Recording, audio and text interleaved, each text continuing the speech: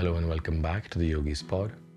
So I have received a few questions wherein people are faced with a drastic increase in their sexual desire after doing certain yogic practices. And they're just unable to function normally because of this. And some of you are struggling with abstaining from sexual release, more popularly known as NoFap. Now, as far as the yogic practices are concerned, energy is energy, and you're enhancing your prana or your life energy in many ways with these yogic practices. Now you have to direct them as well.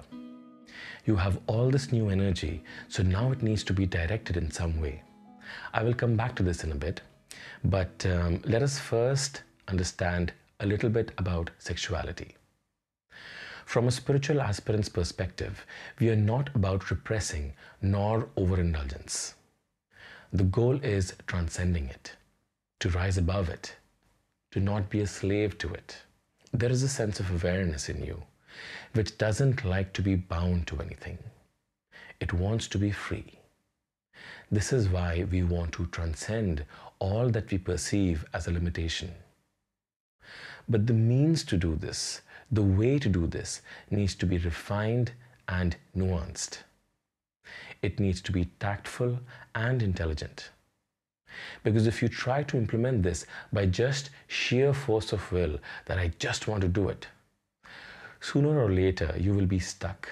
If not with this particular limitation, maybe something else. So it's a tricky game. So what do we do now? If not repression, should we just indulge? Some say indulging in sex is like adding fuel to fire. It will only increase the fire. Some say if you repress it, it will come back up with more force and vengeance. I think you shouldn't focus on either. How much to repress and how much to indulge, you decide. But the real truth is transcending happens by understanding. See, the body has its ways. At the prime of our lives, after puberty hits and sexual maturity happens. For a healthy body, all appetites should be healthy. Some may have a big appetite, some small, but it's generally a range. And it's going to rise up to a peak in your prime, and after that slowly reduces as the body loses its vitality up until death. Just like the process of flowers turning to fruit, then seed, and so on. The cycle of life continues. We don't look at it like that, but flowers are a reproductive part of the plant. That is a fact. We offer it in places of worship as well, though. Do we say it's bad then? Or disgusting like some spiritual aspirants think of sex? No, right? So it's a part of nature, and so is our body. It comes with its karma and its own patterns. This is how we are made. So you should not make it into something dirty, because if you do that, you have deemed an integral part of your manifestation as evil. A misalignment and despondence has happened within you, and you will never be able to understand it. You can spend your whole life fighting with your urges, but you will never be free. This is so common in spiritual communities that it is sad. This lack in understanding and acceptance of our own sexual nature leads to so much perversion, especially in the so-called spiritual people. Because if you didn't have these conflicting and false spiritual ideas, you would just get laid once in a while and just be on your way. But instead, now you want to suppress it, so it consumes you more than ever. Now, consider this. There are two opposing forces within you. One which wants the sexual release, and the other which wants to fight it, or repression in other words. When the repression side is winning, the opposite side is building up, and as time goes by, sooner or later, it reaches a tipping point and then you indulge and the sexual release happens. Once it has happened, the control or repression kicks in again and tries to subdue it as long as possible. And the game keeps on going. This is not just with sexuality. You will see this pattern happening in many ways. Let's take another example of one of the compulsive patterns of the body, which is hunger for food. Now, everyone has to eat. Some can do with eating less and can fast for some time. Some need more than a few meals. It's different for different people, and we can reduce this compulsion only to a certain extent, because you will have to eat no matter who you are. And if you try to go beyond a certain point, your hunger hormone, ghrelin by the way it is called, it will keep on rising until you binge. Now you're in a vicious cycle of suppression and overindulgence. I hope you're able to see the similarities. And taking this analogy further, let's say you like chocolate ice cream. Now, whenever you see an ice cream vendor on the street, you jump on it and eat it up. You may say you like it initially, but soon you will find you're compelled to eat it, meaning you have no choice in the matter. Someone keeps chocolate ice cream in front of you and you salivate, and now you have to eat it. This is what compulsion means. Your freedom has been taken away. True transcendence or true freedom means to be able to say yes and no to it. Most people think only doing it is freedom because they're mostly starved. Now, if you're able to see this, you will find your intelligence, or this awareness we spoke about earlier, doesn't like this undignified state of being a slave to a basal desire. So what should we do? Firstly, do not demonize the ice cream or the sex. That just creates a different kind of attraction to it. So let's remove the attraction of the forbidden. It is not forbidden, but we just don't want to do it, or we don't want to do it as much, or you want some semblance of control over it so you can conduct your life in a certain way. So next step would be moderation. Let's not deny ourselves our comfort foods through the week. We will not overindulge, but we can fit into our diet very easily if we practice moderation.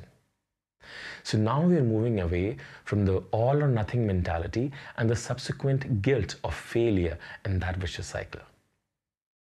And this takes us to a more sustainable lifestyle, which brings us to the practical implementation.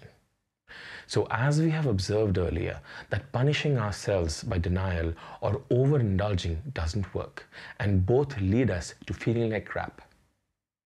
Instead, we will focus on what we really want to do. What do you really plan on doing with yourself after you have resolved this particular tussle with this biological need, right? I want to abstain from sexual release. Okay, why? What is this a means to? You get the direction we're going in? What do you want to do after transcending it? What do you want to give your life to? What do you want to dedicate your life to? Whatever that is, bring that into focus. Do whatever it takes to enhance that. You young guys, I know for a fact you're slacking the whole day. You think your sadhana will help you if you wake up at noon, then you start your practices and do nothing all day. You tell your parents you're spiritual, but they complain that what is the point of you doing all of these yoga programs? And they're right. I have you all figured out. If you feel attacked, let me know if I'm getting this right about some of you in the comments. So you want to do the yoga which makes you look cool and spiritual, but where is the karma yoga? You have to put yourself to work. I know this is not the answer you expected, but this is the way it works. In the ashram, all sadhana gets done by 8 or 9 a.m. and then it's off to work for the remaining day. If you're just being lazy on Instagram or Netflix or playing video games for most of your time, then naturally these unconscious tendencies will rule over you. Understand that the problem is that this one aspect of life called sex has taken over in a disproportionate way. So we will set it right by addressing the other neglected aspects of your life. So you need short-term goals, medium-term goals, and long-term goals. Be it fitness, academics, business, knowledge-based, financial, whatever else. But they have to be real-world goals. Then let's see how you put your sadhana to use, how enhanced you are than before, how at ease you are, how you're able to increase your performance, and how joyful you are when you're doing all of this. Now, when you do this, a new alertness will come to your mind. Your awareness will bring you a new understanding. Your sadhana will propel you forward, and you will be able to find joy in devoting yourself to life. In other words, all four wheels, karma, kriya, jnana, and bhakti, will move in the same direction. Make sense now? Implement this and see, slowly, you will be able to pull back on your compulsions because now you have power over it. And once you're no longer a slave to it, sex, like any other aspect of life, can be a beautiful and enriching experience when done consciously, and an ugly one when done compulsively. So eventually, it should become a non-issue for you. And a couple of questions I want you to ask yourself if you're succumbing to these compulsions too often. What is it that you're running from? Is sex serving as a distraction from a deeper issue? Or is it just that you can't face the emptiness or the void within? What is the root cause? Just some things I think you should consider. And let me give you the reality of semen retention and what yogis and certain spiritual practitioners do. What they are doing is something else, and it requires a completely different level of commitment, which is just not limited to abstinence. What I am seeing is that one YouTuber says, no fap, and everybody starts saying it.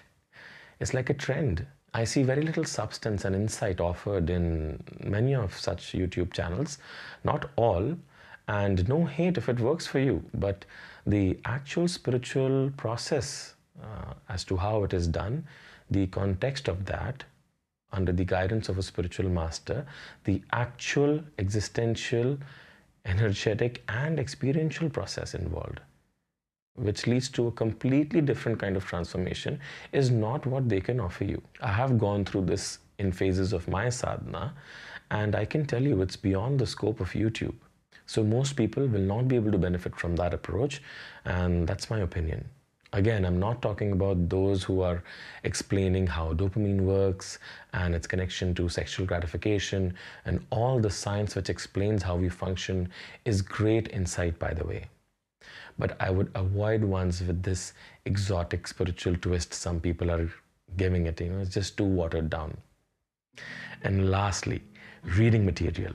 I recommend this book by Osho to deepen your understanding, and for people who think Osho is a sex cult guru, look into his work yourself. Apart from the distorted documentary, read a page or two of any of his books and you will realize it has very little to do with sex and a lot more to do with transcending it. I will put a link down below, and take care. See you in the next one.